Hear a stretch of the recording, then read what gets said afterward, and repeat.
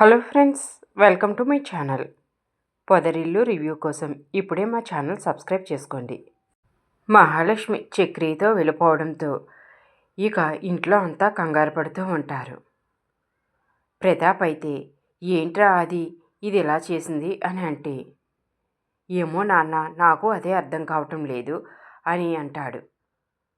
సరే, మన ఇంట్లో ఉన్న సీసీ కెమెరాలు ఒకసారి చెక్ చేయనంటే ఇక ఆది సీసీ కెమెరాలు చెక్ చేయడానికి రూమ్కి వస్తాడు. ప్రతాప్ కూడా వెనకాలే వస్తాడు. నాన్న, మహా చాలా తెలివిగా సీసీ కెమెరాలన్నీ ఆపేసింది నాన్న అని చెప్తాడు. సరే, తను ఎంతోసేపు అవటం లేదు కదా బయలుదేరి, సిటీ దాటి ఉండదు, మనం ఎలాగైనా తెల్లారేసరికి మహాను పట్టుకుని ఇంటికి తీసుకొద్దాం అని అంటాడు. ప్రతాప్ ఆది కూడా కిందకు వస్తారు. ఇక మహాలక్ష్మి వాళ్ళ అమ్మ లలిత అయితే, ఏవండి, మహా ఏంటి ఇలా చేసింది, నాకు చాలా కంగారుగా ఉంది అని అంటుంది. ఇంతలో భూషణ్ అయితే వస్తాడు.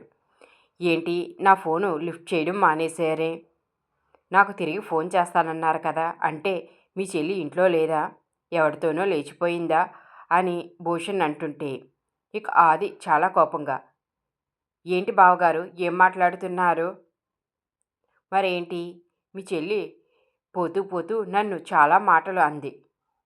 ఇక ప్రతాప్ అయితే, బాబు మీరేమీ టెన్షన్ పడకండి, మహాకి ముందు నుంచి మీరంటే ఇష్టం లేదు, అందుకనే తను బయటకు వెళ్ళిపోయింది, అంతే తప్ప ఎవరితోనూ లేచిపోలేదు, నా కూతురు గురించి అమర్యాదగా మాట్లాడకండి అని ప్రతాప్ అంటాడు. ఏంటి, కూతుర్ని సరిగ్గా పెంచడం రాదు కానీ ఇప్పుడు కబుర్లు చెప్తున్నారా అని అంటే ఇక హారిక, ఏంటి భూషణ్, నీ ఇష్టం వచ్చినట్టు మాట్లాడుతున్నావు, అయినా నీ వల్లే మహా బెదిరిపోయింది, ఫోన్ తీయకపోతే ఎవరైనా 200 సార్లు కాల్ చేస్తారా. భూషణ్, తప్పేంటి, తన తీయటం లేదు కదా అని చేశాను, ఆ మాత్రం దానికే బెదిరిపోవడం ఎందుకు, తను ఇదంతా కావాలనే చేసింది, తెల్లారితే పెళ్ళి, ఇప్పుడు అందరూ వస్తారు,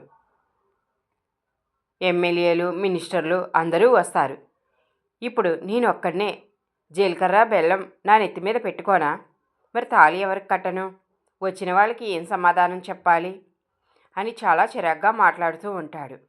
బాబు నువ్వేమీ టెన్షన్ పడకు, నీకు నీ పరువు ప్రతిష్టలు ఎంత ముఖ్యమో నాకు నా పరువు ప్రతిష్టలు అంతే ముఖ్యం, ఈ పెళ్లి జరగకపోతే నలుగురిలో నేను నవ్వుల పాలవుతాను, మీరేమీ కంగారు పడకండి, ఇప్పుడే నేను ఆది వెళ్తాము, నా మనుషులకు కూడా చెప్తానని ఇక ప్రతాప్ వెంటనే ఫోన్ తీసి తన మనుషులకు ఫోన్ చేసి మహాలక్ష్మి ఎక్కడ కనిపించినా ఇంటికి తీసుకురమ్మని చెప్తాడు.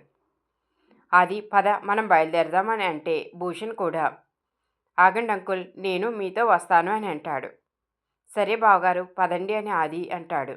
ఇక ముగ్గురు కలిసి కారులో మహాని వెతకడానికి బయలుదేరతారు. మహాలక్ష్మి అయితే, నేను ఇంట్లోంచి వచ్చేసి మంచి పనే కదా చేశాను అని చక్రీత అంటే, మీరు చాలా మంచి పని చేశారు, థ్యాంక్స్ అండి, మీరైనా నన్ను అర్థం చేసుకున్నారు అని మహాలక్ష్మి ఆనందపడుతూ ఉంటుంది. ఇక ఇప్పుడు నా లైన్ క్లియర్ అవ్వింది, ఎలాగైనా మహాలక్ష్మిని నేను పెళ్లి చేసుకోవాలని చక్రి తన మనసులో అనుకుంటాడు. నాకు మహాలక్ష్మికి రాసిపెట్టి ఉంది, అందుకనే తను నాకు కనిపించింది, ఇప్పుడు నాతో పాటు ఇలా వస్తుంది, ఇక దేవుడా నువ్వే మా ఇద్దరినీ ఒకటి చెయ్యాలి అని మనసులో దేవుడికి దండం పెట్టుకుంటాడు. ఇక ప్రతాప్ అయితే, అది ఈరోజు సీసీ కెమెరాలంటే ఆపింది, నిన్నటివి రికార్డ్ అయ్యే ఉంటుంది కదా, నీ సెల్కి కనెక్ట్ చేసుకున్నావు కదా, ఒకసారి చూడు అని అంటే ఇక అవును నాన్న అని తన సెల్ తీసుకుని నిన్నట సీసీటీవీ ఫుటేజ్ చూస్తూ ఉంటాడు. అందులో మహాలక్ష్మి అయితే సూట్ కేస్ పట్టుకుని కిందకి దిగి అది చక్రికి ఇవ్వడం అందులో క్లియర్గా కనిపిస్తుంది. అది చూసి ఇక భూషణ్ అయితే, ఏంటి డ్రైవర్తో లేచిపోయిందా మీ అమ్మాయి అని అంటే ఇక ప్రతాప్, ఎక్కువగా మాట్లాడకండి, తను లేచిపోలేదు, అయినా తను మొదటి నుంచి మీరంటే ఇష్టం లేదని చెబుతుంది, ఇక తను బెదిరిపోయి ఆ డ్రైవర్ సహాయంతో ఇంట్లోంచి బయటకు వెళ్ళిపోయింది అంతే, దీన్ని మీ ఊర్లో వెళ్ళిపోవడం అంటారా, మాకైతే లేచిపోవడం అంటారు అని భూషణ్ అంటుంటే ఇక ఆదికి కూడా చాలా కోపం వస్తుంది. కానీ ఏమీ మాట్లాడకుండా ఆది ఉండిపోతాడు. ఇక ప్రతాప్ అయితే తన మనుషులకు ఫోన్ చేసి మహాలక్ష్మి గురించి అడుగుతూ ఉంటాడు. ఇక బండి నెంబరు అన్నీ ఇక సీసీటీవీ ఫుటేజ్ అంతా ఆ రౌడీలకు పంపించి కార్ నెంబరు గట్టా క్లియర్గా ఉంది కదా, మీరు వెంటనే ఎలాగైనా ఆ కారుని పట్టుకుని అమ్మాయికి ఏమీ కాకుండా వాడిని చంపైనా సరే అమ్మాయిని తీసుకురండి అని ఆ రౌడీలతో చెప్తాడు.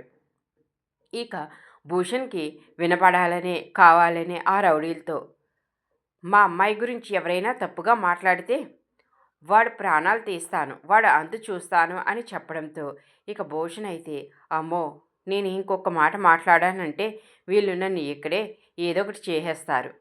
ఎలాగైనా నేను వీళ్ళ దగ్గర నుంచి వెళ్ళిపోయి మహాని విడిగా వెతకాలి అని తన ఫ్రెండ్కు ఫోన్ చేసి కారు తీసుకుని రమ్మంటాడు.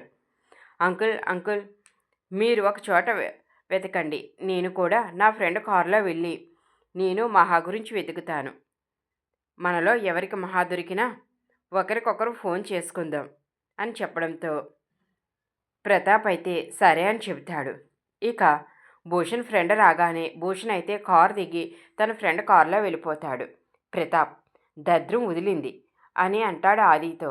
అవును నాన్న, వెనకే ఉండి మన మహా గురించి తప్పుగా మాట్లాడుతున్నాడు, కానీ మహా అలా వెళ్ళిపోవడంతో మనం ఏమీ చేయలేకపోయాము. అది అలుసుగా చూసుకుని ఇక నానా మాటలు అంటున్నాడు. ఆది, ఇది నా పరువుకు సంబంధించిన విషయం. మహాని ఎలాగైనా పట్టుకుని మహాకి నచ్చజెప్పి ఈ భూషణ్తో పెళ్లి జరిపించాలి.